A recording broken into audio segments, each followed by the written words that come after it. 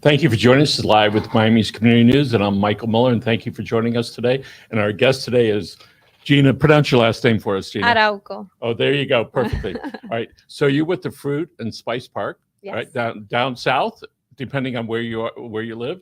And there's going to be an event coming up pretty soon. So why don't you tell us about that event, Jhyna? Yes, I'm very excited. It's our Summer Fruit Festival. It's on June 25th from 10 a.m. to 5 p.m.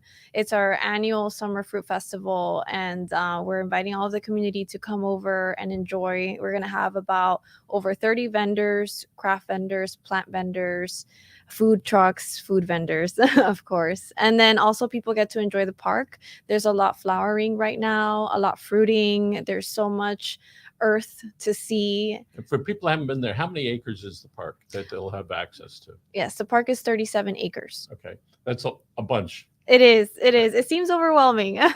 But if you just follow the path and the trail, it takes you about 22 minutes. But we encourage guests to get off of the trail and really venture into the in-between areas where they can see a lot more as well. So one of the things we know when we go to things like that, it gives pause to our life for a moment, and you can let all this goodness, all right, come in, all right. Yes. And you're there, and what's better than nature? Yeah. To be able to walk through. So will there be people there, vendors, all right, that will have a specialty type of plants that somebody could buy if they wanted to? Yes, we have a few local plant vendors. We have a bonsai vendor. We have a vendor who sells ylang-ylang plant, which is I don't know if a lot of people know about it, but it's the ylang-ylang, after a few years, it starts to flower this flower that they use to make Chanel 5 perfume. Really? Yes, so it's one of the most aromatic flowers that we have at the park. I mean, there's many, but it's one of them. And so they'll be able to eat there, they'll be able to shop there, be able to get paws, all right? Yes. Now, we have in front of us different types of fruit. Now, I'm familiar with this one, but tell people what this is. Yes. So this is a jackfruit. It's one of the largest fruits. It can grow up to 120 pounds, I believe was the record. And this right here is about how much you think this weighs? This probably about 20 pounds, 20 to 25 pounds, believe it or not. It's very condensed weight. and it secretes this white, very sticky fluid, right? Yes. It's sort of like Elmer's glue. Yes. That's the sap. I don't know if you Right can there? see it there. And yes, it is very sticky, as you can see. But people eat this. Yes, when you open up the fruit, actually it's a favorite in the vegan community as well, because the vegan community, what they do is that with the meat, well, we call the meat in the fruit meat, Yeah. but it's not actually meat. What they do is that they marinate it into different type of spices and sauces, and the fruit does really well with absorbing those spices. So you can really shape this fruit to be a substitute for anything that you want in your meal. And people go on YouTube and find out exactly how to prepare this. Yes. But just be ready. And if you've never done it before, you're going to have a great time. Yes. Right, doing it. All right. And it's a challenge. And they'll be able to see you have trees down there with these on it. We do. This is right now what's in season and what our trees are fruiting. This is just a very small sample of it. We also have activities during the festival where people will be able to taste what's fruiting at the park for $5. And then we also are going to have a honey tasting for $5. So you'll be able to taste some of the honey from Tropical Beekeeping Association, and some of the honey that different flavors of honey that they and make. I understand if they seek it, they'll be able to see a lot of beehives that are there. Yes, actually, Tropical Beekeeping Association. They're one of they work with bees and a lot of local. I forgot their, what's it called, the bee. Yeah, the bee people. The bee people, but there's a name. Beekeeper. So they work with a lot of local beekeepers that are experts in the community. And so they go and they cultivate the beehives in the back of the park. And a lot of those bees is what helps pollinate everything that we have at the park. So it's a really great partnership that we have with them.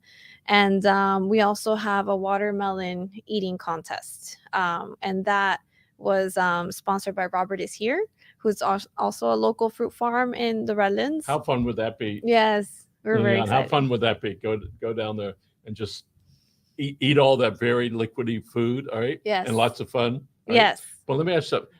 How long does this take to get this size? It could take months. I believe it could take up to maybe 8 to 14 months. Okay. And the trees, they have many of these on there. Yes, some trees have a handful, some trees have over 10, some trees as some are already ready and ripe, some there's more still And growing. it's amazing the trees can handle all that weight for hanging. It is very incredible, yes. Okay. So let's move on to the next one. What is this guy right here? This is Pandanus. This is non-edible fruit. You can chew on the extremities of it, so once it's ripe, you can pull these off and you can kind of gnaw at it, but it doesn't have a very good taste. It's just more of an ornamental fruit. As you can see, its design is very beautiful. It catches your eye. What was this clipped, or is this how it grows? This how it grows? That's how it grows. No kidding. Yes, that's how it grows. It looks like somebody took a little knife or scissors to it. All right. Yeah. And so this is non-edible fruit. Non-edible, yeah. And I mean, you can non-edible try because, and eat it, because it's bad for you, or non-edible because it doesn't taste very good? because it doesn't taste very good. Okay. And what's the next guy? Yes, this is the Miami apple. A lot of people get it confused with Miami, Okay. which is a completely different fruit. This has more of a fruity, sweet taste. And it's from Central America, South America, and we have it at the park right now, and it's fruity. Okay. So are any of these made into fruit drinks? You can definitely make the Miami apple into a fruit drink, the mango, even jackfruit. You can probably put it in your smoothie. Well, when people are there, they can buy some different types of fruit drinks. We do have Tropical Fruit and Vegetable Society has at every festival they make a fruit sundae type of thing where they have they help us with collecting a lot of fruit from the park, and then they put it all in a little sundae and they sell it to guests. So that's a really nice help where people can actually have something sweet. So there's lots of fruits that are there. Any vegetable gardens out there? We do have an herb garden, and people can see kind of how the different herbs that you would see in your grocery store are grown.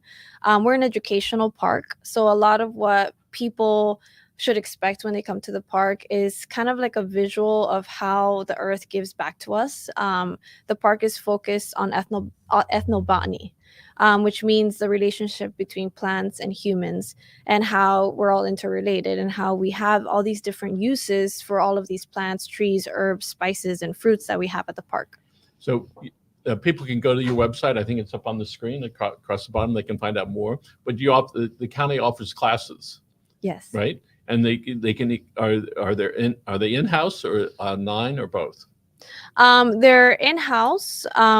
Since the COVID restrictions lifted, we started doing it in-house, which gives a closeness to the expert who's speaking. We get experts from the extension office, from UF-IFAS, and we have also extension office of Homestead. Okay. Yes, there's an office 4 minutes from the park. And then we also have experts at our park, which is our horticulturist, Louise King. She does a lot of the classes as well. The next class that we have is Intro to Tropical Fruit, which will be led by an extension staff member. His name is Jeff Ulanakis. So on the 25th, that's a Saturday. Yes. You open pretty early? We open at 10 a.m. 10 o'clock, and you go till about when? Till 5 p.m. Till 5 p.m. There's parking on the swale around there. There's a few cars so they can park on the property and across the street. Yes. Over at the church, just immediately west yes. of there. And typically, I've been down there many times over the years, and these events are pretty popular. Yes. All right. And so again, that's on the 25th. But there are other activities that the park does during the year. Can you tell us a little bit about those? Yes, we constantly have our Bees and Trees class, which is basically an educational class for K through 12th grade, where kids can come and have an experience with tasting the honey and learning about pollinators around the park. And then we also have a nutrition class, which is also from K through 12, where kids can learn about the different vitamins and nutrients that fruits have and how a balanced, healthy diet is good for them, and excite them with the flavors that we have at the park to offer them. And then we also have group tours. So a lot of groups from all over the world really come and they get to interact interact with a lot of the trees and herbs. They get to smell all of the budding flowers that we have, a lot of fruits that maybe they don't see in their area. And being in the tropics, we have so much to offer. And so many of the vendors that are there are locals, so they can find out a Yes. little bit about them and Yes. then go to their particular, if you will, farms where they can find out more and buy more things and bring them home and continue to teach their children about, how does this whole mango thing work, right? Mhm. How many trees should you get? How do you take care of them, right? And what role bees have with all of this, right? And we put up a butterfly garden. Wow. And so, and it's really neat. You make it beautiful, and about 3 weeks later, all right, they eat all the food. So then we find out this little trick. You have to have several of those locations around your property so that they don't eat the main one. Right? Okay. So I didn't know that. Yeah, so we learned that very well, and it was pretty neat to be able to watch these nature create these beautiful butterflies. Yeah. When a week before they were just these little caterpillars, Mhm. right? They were waiting to blossom. So when people show up, what are some of the exciting things that you think people like to look at that are at the event? Yeah, I think meeting a lot of the vendors for the same reason that you said, right? Like you buy a plant, but then you also have kind of like a guide of that you met from where you bought the plant, and then you take it home so you can have someone to help you care for that plant long term that you met. And then so the vendors is amazing, that connection with local business owners in the Redlands specifically and in Homestead area. And then also what makes it special is for this festival is that a lot is fruiting and flowering at the park. So I encourage visitors to go around and walk the trail and look at all the different flowers that are flowering, the different fruits that are recently fruiting, and then a lot of the fruit that's already ripe and fallen on the floor, which people can taste what's fallen from the trees. They're not allowed to pick the trees though, because we like to have enough for everyone, all of our guests, to see how Earth gives back to us. So, Jhyna, when people are walking around and then they come across a vendor, they have different sized plants that are available for purchase, right? Yes. So how do you carry more than one plant? Do you have little carts? A lot of people bring their own little carts, Yes. and we give people access to go in and out of the park as much as they need, as much as they want to buy. I mean, that's great. So come with your cart, all right? Yes. Or be prepared to walk across the street to put your plants over there. It's so enjoyable to go to those type of events where it's a different place, right? I live in horse country. And I know, I still say I've been saying it for 30 years. A bad day at the farm is better than a great day at work. Yeah. Right? That you just go and everything else just gets, just puts on hold as you walk around there. I remember seeing so many kids down there holding their parents' hand as they're walking through there. So, is there a charge for people to get into the park? Yes. Okay. It's $15 the day of, and $8 the day of for children. Mm-hmm. If you buy the pre-sale ticket, you get 20% off for adults and for kids. So I advise to scan the QR code and purchase your tickets ahead of time. The pre-sales will be open until the day before the event. And I encourage families, whole families, and they can find to that come on the website. Yes, which they is can. going across the bottom of the screen. There's a flyer there. All right. Yes. So that's very good. And there's a phone number that's up there now. People can call and find out more information about that. That's wonderful. Yes. All right. And so tell us a little bit about yourself, how you wound up at the Fruit and Spice Park. Yes, actually, to be very honest, I was looking for a position within the county that wasn't too far from home. I'm a Homestead resident, Homestead homeowner, and I believe in, your local community and working close to where you live, and that was really my goal. And luckily, I came into this position, and I initially was just very excited to promote something so amazing that our community has, that a lot of people don't know about. I didn't know about when I even started there.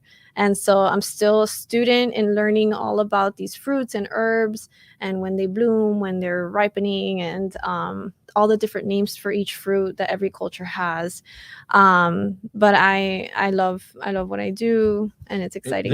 There's a old house on the property that's sort of the office, if you will. Yeah.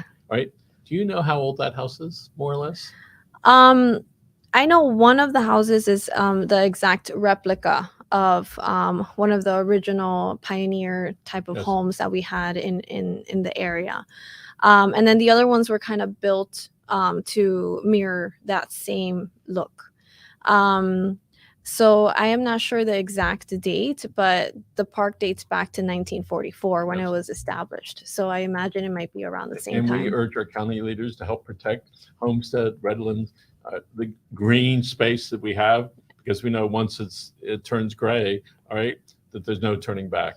And I hope that some of the county commissioners who live in the area go and spend some time there.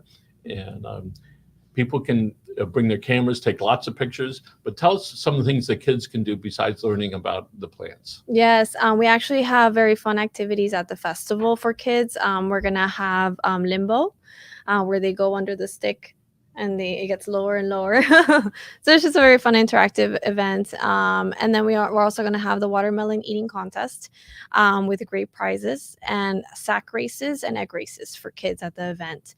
Outside of the event, we have the bees and trees class and the nutrition class. We have scavenger hunts during our midsummer event. And then we also have our stargazing event, which is a really nice family nighttime, so you don't get too hot during the day. If you want to have like a nighttime family outing, we do s'mores at night. We get telescopes, so you can see into the stars. There aren't too many lights out there in the evening. It's very dark, very, very dark. By the way, that's when I first learned I needed glasses. Oh, I was out there way yonder, mm-hmm. and it just got done raining, and it was sort of gold. I went, I'm having a problem seeing, all right?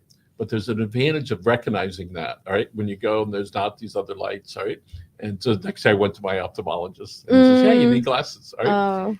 And so there are a lot of advantages going down there and feeling what is going on. There's lots of plant farms. There's animal farms that are down there. There's nurseries. Yes. And there's some nurseries in the area. I just go down there, put on my tennis shoes, and just go walk. Not quite in the mud, but my wife says I walk in the mud. Uh-huh. Right? But to enjoy what nature has, and that we're fighting to keep it green there. And so my hat's off to you for joining a great organization and for sharing, because this next generation, right, needs to understand that, right? And again, so the event's coming up on June 25th. Yes. People can go right to your website. They can order. All right. It's you open at 10, close at 5. Parking is right across the street. If you're going to shop a lot, folks, bring your cart or bring your kids along with you so they can hold some of those plants. And the plants from little to really large plants. Yes. Yeah. Some of the vendors already bring the plants 1 to 2 years old. Some of them are very, very small. It just depends on how big a project you want. That's terrific. And thank you very much for coming in. No, thank you for having us. And one of the things I'd like you to do, I want you to think about some 18-year-old person, maybe 17 years old, that's looking to their future, right? And COVID, for the most part, is over, all right? People are starting to feel good about themselves. And I'd like you to talk directly to a person, all right? You're going to look right into the red camera right there and talk to them for 45 seconds about their future. Yes. So thank you guys for listening. If there's anyone in that age bracket, when I was 18, I thought I knew what I wanted to do. But statistically, you change your career path 3 times in your lifespan. So feel free to explore and to engage and to connect with as many people, professionals, different backgrounds. In my career, I've learned from so many different people at all different levels in a company that I may be in. So don't be afraid to ask questions. I think that's one of the biggest things that has led me to where I am now and somewhere where I like to be, is asking enough questions. I'm never the expert in the room. I feel like I can always learn from someone else. And it's that mentality that keeps me as a student in any industry that I may encounter. So I just encourage you to connect and don't be intimidated by what you see in social media. Believe it or not, you may believe me or not, but it's not real life. It's really not. And the more exposure you get to real life, you start to realize how it really isn't what's normally happening in the world. It's just a bridge of media, a different type of media outlet that we get exposed to. So, and I encourage you, and I salute you for the bravery that you guys have gone through, especially in recent events. And know that your community, the Miami community, the Redland community, and Fruit and Spice Park, we would love to engage with you, and we encourage you every step of the way. And congratulations on graduating. Okay. Jhyna, thank you very much. Thank From you. the Fruit and Spice Park, again, the event is on June 25th. Feel free to go to their website and get some tickets. You can down there and enjoy your afternoon with your family. Again, thanks for joining us. This is Live with the Miami Community News. Have a great day.